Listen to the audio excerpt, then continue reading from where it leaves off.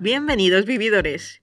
Hoy nos vamos a la provincia de Teruel, Albarracín, un lugar declarado Monumento Nacional en 1961, que figura en la lista de los pueblos más bonitos de España y en la de los más bonitos del mundo, además de estar propuesto para figurar entre los Patrimonios de la Humanidad de la UNESCO.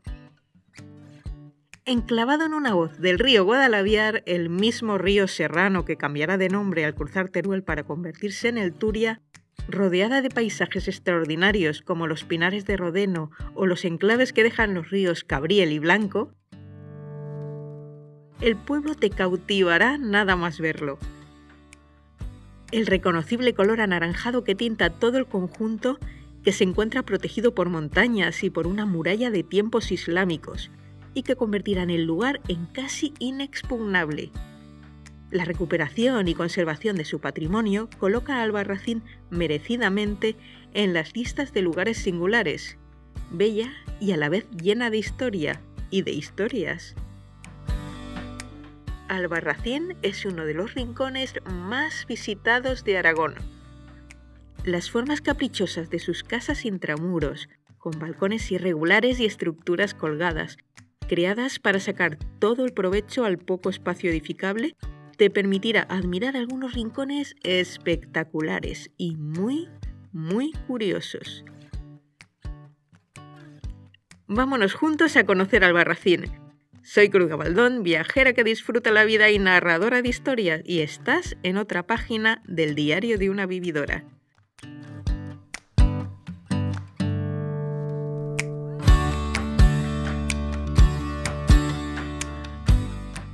Te recomiendo empezar el recorrido desde la oficina de turismo.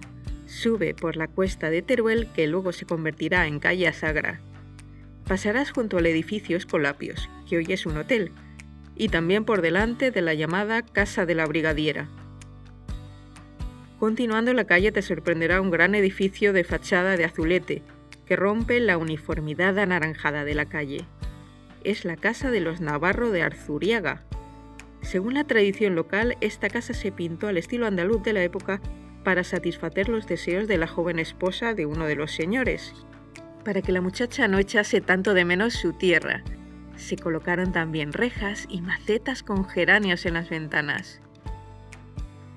Continuamos a la izquierda por la calle del Chorro hasta la Plaza Mayor. Como todos los espacios de intramuros, las dimensiones son reducidas para adaptarse a las posibilidades del terreno. Y en estas calles parece que los aleros de los edificios casi se tocan. En la Plaza Mayor encontramos el ayuntamiento del siglo XIV y unos soportales que se abren a un bello mirador. Este es un rincón que suele estar lleno de gente tomando un refrigerio. Nosotros aprovechamos para picar algo en La Taberna, un pequeño local bastante abarrotado y pintoresco, con productos sencillos pero correctos. A partir de aquí puedes perderte entre sus casas de madera, yeso anaranjado y tejas árabes. Muchas de estas casas solariegas pertenecieron a familias enriquecidas con la transhumancia, que fue una importante fuente de riqueza durante siglos para la serranía de Albarracín.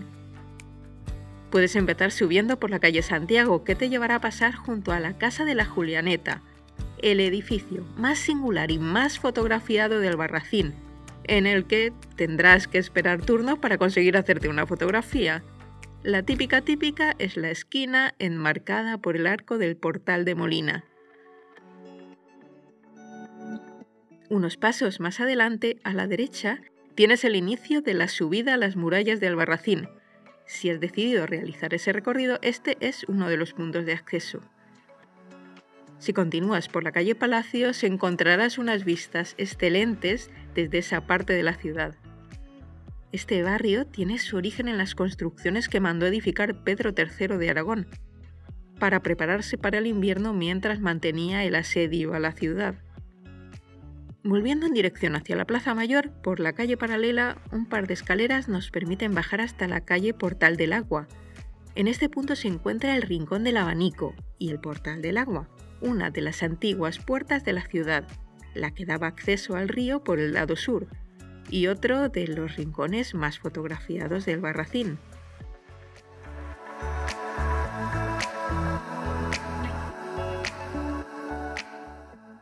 Desde la Plaza Mayor también podrás elegir la dirección hacia la catedral. El edificio actual es del siglo XVI, construido sobre un original románico de 1200 y a su vez sobre una antigua mezquita.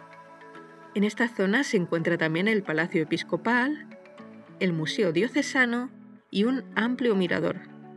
Este mirador está construido sobre el solar que dejaron unas casas destruidas durante la Guerra Civil. Desde aquí podemos dirigirnos hacia la calle El Salvador, que nos permitirá rodear el castillo musulmán de Albarracín por una ronda con bonitas vistas al río Guadalaviar.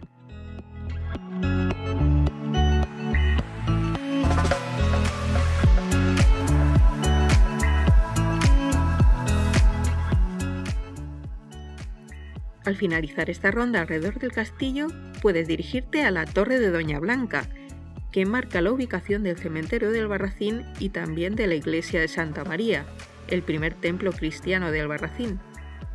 Y aprovecho para contarte la leyenda asociada a esta vieja torre defensiva. Dicen que la infanta Doña Blanca, hermana menor del rey de Aragón, andaba enemistada con su cuñada la reina, tanto que temiendo por su vida se vio obligada a exiliarse a Castilla. Camino del destierro pasó por Albarracín y se alojó en esta torre. El día que la comitiva partió, nadie vio a la infanta en el carruaje, por lo que comenzaron los rumores y las especulaciones acerca de que podía haber fallecido. Según la leyenda, todavía se la ve vagar en las noches de verano con luna llena, cuando baja hasta el río para bañarse. Bueno, yo tenía curiosidad por esta leyenda y he intentado identificar al personaje, pero no parece estar basada en una historia real. Al menos yo no he identificado a ninguna infanta blanca de Aragón en los años de dominio de los Azagra. Pero, por favor, si alguno conoce más información, os agradecería que la compartieseis, porque, bueno, mis fuentes son limitadas y seguro que vosotros sabéis más. Desde este punto puedes bajar la cuesta de Santa María y cruzando el río realizar el paseo fluvial, si tienes tiempo y lo deseas. O bien puedes volver al casco urbano, olvidarte del reloj y perderte entre sus callejuelas, lo que te permitirá descubrir más rincones con encanto, porque ante todo Albarracín debes andarla, perderte por sus laberintos de callejas, disfrutar del espectáculo de sus fachadas anaranjadas contrastando contra el cielo azul. Durante el recorrido te seducirá su importante patrimonio histórico.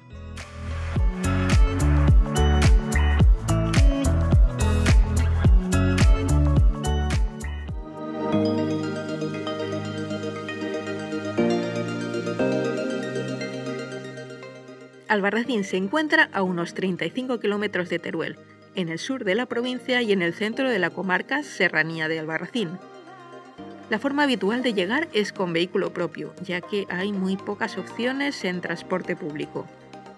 Se hará imprescindible que dejes tu coche en uno de los aparcamientos de pago que encontrarás junto a la carretera, pero te tengo que advertir que se forman importantes colas en los fines de semana y festivos.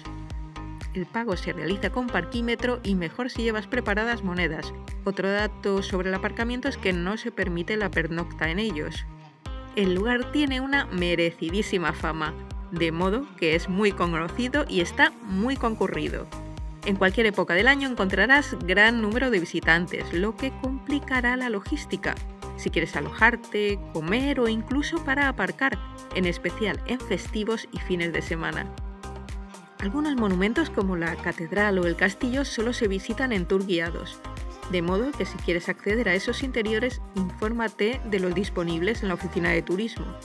Tanto la empresa El Andador como la Fundación Santa María son dos buenas opciones si decides comenzar la visita con un tour guiado a la ciudad. Todas las calles tienen empedrados, escalones y cuestas, por lo que mejor lleva siempre un calzado adecuado. Es importante que tengas en consideración la temperatura. Si viajas en invierno, te puedes encontrar temperaturas por debajo de los 0 grados e incluso que nieve. Debes estar equipado. En verano el día puede ser muy caluroso, pero al caer la noche las temperaturas disminuyen bastante. Otoño y primavera, como casi siempre, son las estaciones perfectas, aunque también las más imprevisibles. Albarracín se encuentra a casi 1200 metros sobre el nivel del mar, por lo que el sol se siente con fuerte intensidad en cualquier época del año. Ve preparado con suficiente protección solar.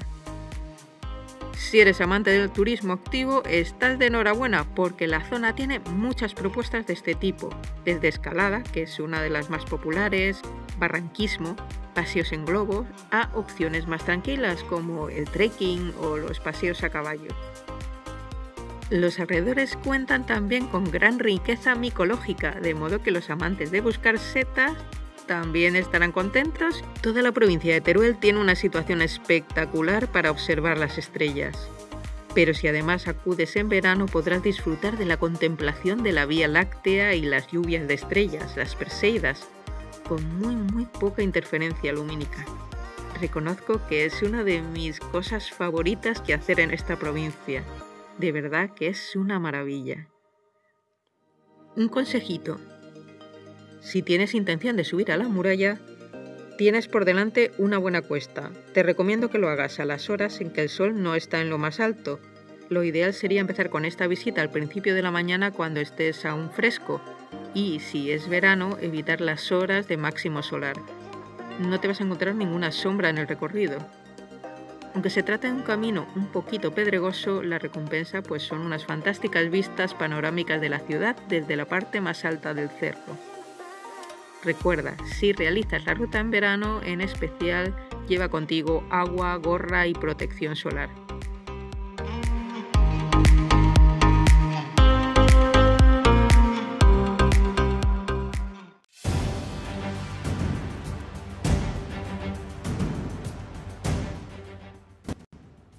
Bueno, a estas alturas ya te habrás dado cuenta que las gentes de Albarracín son realmente grandes artistas y constructores. Y es que les viene de tiempo atrás, porque sus antepasados en el Neolítico ya se dedicaron a dejar plasmadas sobre las paredes de los refugios y las cuevas de la zona lo que veían, pintaban con sus manos. Y estas pinturas forman parte hoy día de un patrimonio de la UNESCO, el patrimonio de pinturas rupestres del arco levantino, que podéis visitar en la zona de los Pinares de Rodeno y que os recomiendo. Los habitantes celtíberos que quedaron después en la zona llegaron a formar un pequeño núcleo urbano. Los romanos, cuando llegaron allí, lo llamaron Lobetum, con lo cual suponemos que lobetanos era el nombre de los habitantes de la zona. Cuando llegamos a la época de los romanos tenemos otro momento de esplendor creativo, y es porque los romanos decidieron construir un acueducto magnífico de más de 25 kilómetros entre Gea de Albarracín y la cercana población de Cella. Este acueducto probablemente sea el trasvase entre cuencas más antiguo. Se trata de una maravilla de la ingeniería, con pozos de más de 60 metros de profundidad, con partes excavadas en la roca y que muchos de los tramos son visitables. Quizás especialmente interesantes son los tramos 3 y 4, los de Azud de Albarracín y el Barranco de los Burros. Si decides hacer este recorrido, te dejo más información en el texto de la cajita y te recomiendo que lleves contigo una pequeña linterna. En el siglo VIII, en su expansión por la península, llegaron los musulmanes también a esta zona. Como sabéis, tanto árabes como bereberes se repartían la conquista de la península. Normalmente eran los árabes los que se quedaban con las mejores plazas, las más beneficiosas, las más fáciles de conquistar, y dejaban a los bereberes las zonas más complicadas. Eso pasó con Albarracín, una zona compleja de conquistar que cayó en manos de una familia berebere, Beni Rasim, una familia que pertenecía a la tribu Jawara, o algo así. Los musulmanes mantienen el antiguo nombre de la población, que en ese momento se llamaba Santa María al-Shaki, que viene a traducirse como Santa María de Oriente, y también mantienen a la mayor parte de su población. Es una época de crecimiento y es cuando se amuralla la ciudad y se construyen sus principales torres. La época de dominación musulmana es especialmente importante para Albarracín, porque esta zona terminó convirtiéndose en un reino de taifas, uno de los más pequeños, gobernados por esa familia berebere de los Benu Rasim, que dan nombre actualmente a la población. Antes os hablábamos de arte, y precisamente el primero de los reyes de esta taifa, soy incapaz de pronunciar, bien estos nombres, perdón. Este joven rey de apenas 20 años puso muchísimo interés en que su corte fuera lo más fina y lo más parecido a la corte de Córdoba o a las cortes de Bagdad. Se rodeó de los mejores músicos, adquirió a las mejores esclavas, cantoras y bailarinas. Incluso cuentan las crónicas que se hizo con la más famosa de las mujeres de esa época, una esclava educada en la escuela de un reputado músico cordobés, que no solo era una magnífica cantante, música y bailarina, sino que además, y esto es muy curioso, se dice que era una gran maestra de combate y lucha, y que utilizaba tanto el arco como la espada, el escudo y los puñales. Llegó a tener una corte famosísima. Este es un rey un poco particular porque también se dice de él que mató a su propia madre sospechando que le había traicionado. A este rey le siguió uno bastante diferente. Un rey con un carácter bastante fuerte y que mantuvo en jaque a prácticamente todos los reyes de los alrededores, ya que negociabas con unos, negociaba con otros, rompía sus acuerdos, en fin, tuvo en jaque tanto a los reyes como al Cid, que varias veces tuvo que pasar por allí a reclamar sus impuestos. Finalmente la ciudad es conquistada y cae bajo el dominio de los almorávides del Reino de Valencia. Un tiempo después, en 1170, el famoso rey Lobo del Reino de Murcia le cede la ciudad de Albarracín, el señorío de Albarracín, a un cristiano, al señor de Azagra, probablemente en pago por su apoyo mientras luchaba contra los almohades. Y mantuvo este señorío independiente durante unos 200 años, antes de caer en manos finalmente del Reino de Aragón. El rey de Aragón, Pedro III, es el que suma Albarracín a la corona aragonesa. Y a partir de aquí serán los sucesivos reyes los que se encargarán de mantener esa estructura defensiva de la ciudad de Albarracín. Pensar que estamos en un lugar que es perfecto para ser defendido porque tiene una amplia zona amurallada donde puede pastar ganado, tiene la vega de un río con lo cual tiene acceso al agua y es un punto para hacerse fuerte en una ubicación que siempre ha estado muy cerca de zonas limítrofes entre reinos. En el siglo XVI la población se empieza a extender extramuros hacia los arrabales y durante bastantes tiempos pues tienen una época de relativa seguridad. En siglos posteriores la ciudad sufriría algunas consecuencias derivadas del paso por allí de la guerra carlista, de la invasión napoleónica o también de la guerra civil, época en la que se destruyeron algunos de los edificios del núcleo urbano. Y como seguramente esta información te habrá sabido a poco, te animo a visitar el antiguo Hospital de Albarracín, donde podrás tener una información mucho más extensa sobre la historia y los hechos del lugar. Pero lo importante es que de esa herencia artística, de esa herencia constructora, hemos llegado hasta el día de hoy, donde los habitantes de la ciudad, con su esfuerzo y su dedicación, han conseguido recuperarla, restaurarla y que hoy en día forme parte de la lista no solo de los pueblos más bonitos de España, sino de uno de los pueblos más bonitos del mundo. Y espero que muy pronto Patrimonio de la UNESCO.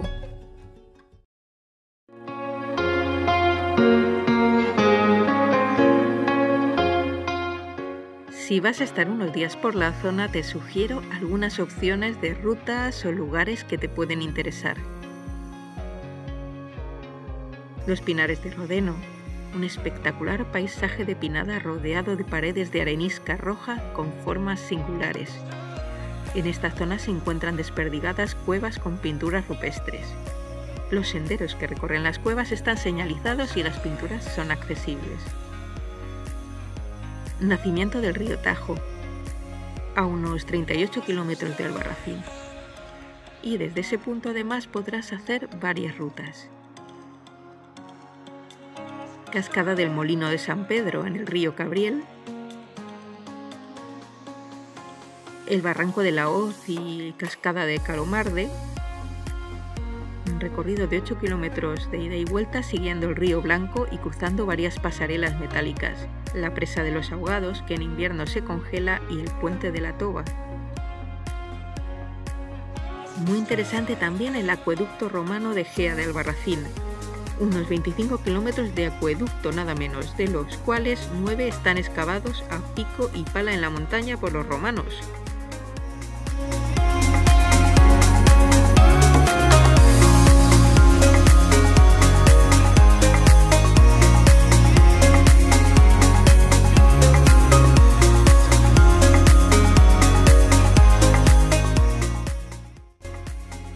Espero de verdad que esta información pueda servirte de ayuda si tienes planteado visitar esta zona. Yo te animo a hacerlo. Y si te apetece, puedes apoyarme con un like o suscribiéndote al contenido de mi canal. Cualquier comentario también es muy bien recibido. Y como siempre, termino animándote a descubrir nuevos lugares maravillosos. Algunos están muy cerca de nosotros, a vivir la vida y a ser felices. Nos vemos en un próximo vídeo. Hasta pronto, vividores.